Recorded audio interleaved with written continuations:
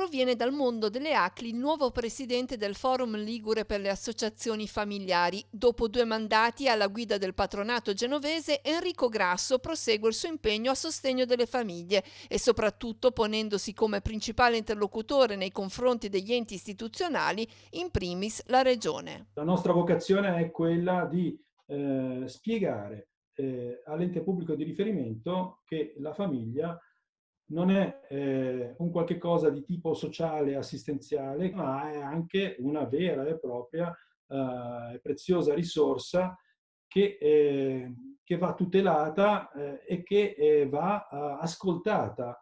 Nel contesto dell'attuale situazione di emergenza sanitaria, uno degli impegni prioritari del forum è quello di sostenere i genitori nella difficile conciliazione dei tempi della vita e vigilare affinché tutti possano avere la possibilità di ricorso allo smart working e alla didattica a distanza.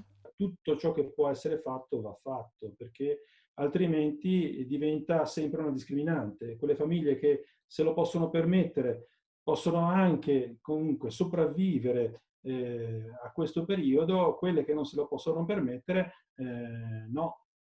La visione di famiglia come risorse e opportunità di futuro è il punto cardine dell'attività del forum, che osserva con attenzione l'iter parlamentare dell'assegno unico affinché non diventi un assegno a ribasso. Un assegno unico al ribasso, e cioè che valga meno di quello che in realtà le famiglie percepiscono ora, non servirebbe a niente. Non solo, l'assegno unico andrà anche a interessare finalmente quelle persone che diciamo, hanno un'attività autonoma, cosa che fino ad oggi non esiste.